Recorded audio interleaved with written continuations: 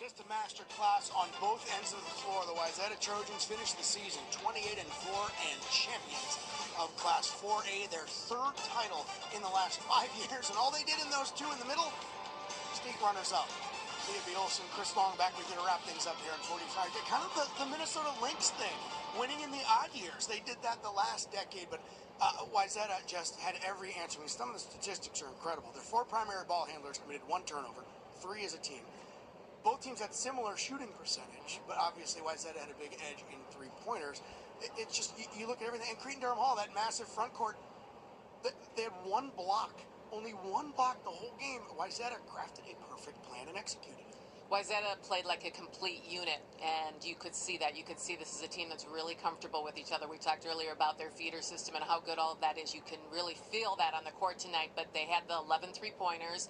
They had 8 players who scored in this game. They shared the ball, and they just kind of never felt uncomfortable on the court, and I think Cretin-Derham Hall never made them feel uncomfortable. Let's talk defensively speaking of discomfort. I mean, Tommy Shinmugvalu, Wyatt Macbeth. That is I tried, Tommy. I hope that was close.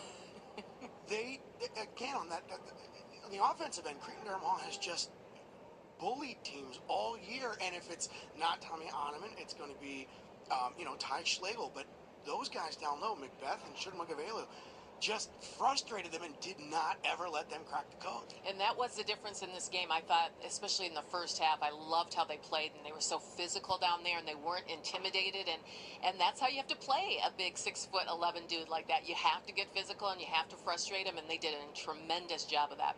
Yeah, I'm show you how good these guys were today. Montef Dixon had a superb first half. He was really keeping Cretin-Derham Hall from going really far underwater. He had a real good game. He was a strong presence all night. Yeah, he was the player they leaned on early and often. And then they're looking at Tommy Oneman. Here we know that's what he does best. And then Dixon on the fast break as well. They were hanging around, and then they had it, I believe it was a 12-point game with 12 minutes left, and it looked like they were going to have a little bit of charge in them. And as we mentioned, Wayzata just flipped the switch defensively, and here are all the cards they could play on offense. Nolan Anderson feeling it. 24 points, that one from 3, and then Wyatt Macbeth. This was the moment of the game for me, Leah. This is where it all changed. I think you're absolutely right. The energy that he brought to the game, Macbeth, I thought was simply outstanding. And Wiggins did what he always does. He came in with energy. He played well, got his points. But I really just thought Nolan Anderson showed up and picked the biggest night to have his best game of the tournament, and he was outstanding with 24 and 10.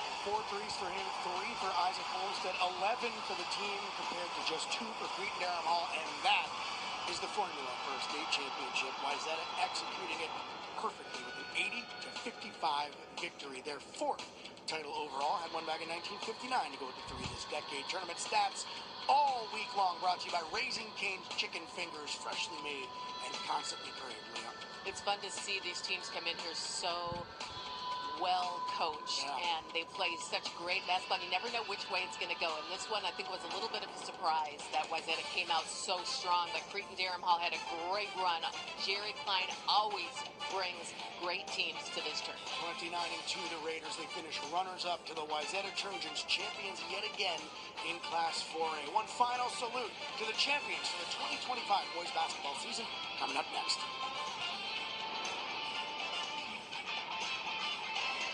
To educators.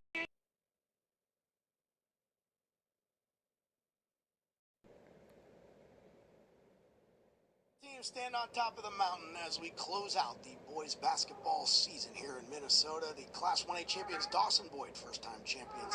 Alexandria there on the bottom, also first-time champions. They beat Mankato East, the 1 seed. Albany, they've been here before, their 2nd title in 3 years, 2nd overall, and then you just saw Wayzata, 4 state titles, their 3rd in 5 years, and we could have probably made the little drop-down box there, highlighting the best players in each of these games, to include about 6 or 7 guys, because that is the one common thread here. We saw some great individual performances, Leah. Every team that won, nobody did it with anybody going superhero. You need your stars to be stars, but every one of the names you see there had a lot of support, and it went well down the depth chart. A lot of teams getting big guys off the bench and things like that. So we see the names there, but really true championship teams in all 4 of those yellow boxes. And I think that's what made this tournament so great is that the level of play across the board is so good, and so at every level we saw really great games this year, and that's just really super fun to watch. But I'm kind of torn because I like seeing the new teams come in and the new areas kind of build their programs, but then I kind of like seeing the Wayzatas roll in and Cretan, Durham Halls and all that, because you know them, you know what they've built, and it's super difficult to do what they've done over the years. Well, and you see it, but it starts somewhere. Dawson Boyd, this could be the start of a dynasty. Alexandria as well. Albany, 2 wins in 3 years. Wayzata, they graduate 1 player off that team. I said it earlier, good luck Class 4A next year. They're going to want to get back there again. So, Wayzata, the champions in Class 4A, they beat Cretan Durham Hall 80-55. 3 championships and 2 runners-up in the last 5 years. Leah, one last salute. What do you want to say as we say goodnight and goodbye for the last time here? The 20th year of Tournaments on 45. A big thank you to all of the coaches who put all the time in. A shout out to all the fans who filled the arena, and thank you to the parents for schlepping every Saturday morning to those practices with the kids. You stole my parent thank you, so I'm going to echo Dave and thank our crew. Brian Monahan, Patrick O'Connor in the truck. You guys are heroes. You, Leah, Trent, Dave, Troy, and Spencer downstairs. This is just an incredible crew, and it is all of our honor and privilege to bring all of these state tournaments to you, from football to hockey to basketball. It's an incredible privilege that we all really love doing each year. Congratulations, Dawson Boyd, Albany, Alexandria, and Wayzata, champions in the state of Minnesota for boys basketball in 2025. See you in the fall with the Prep Bowl back here on 45 TV.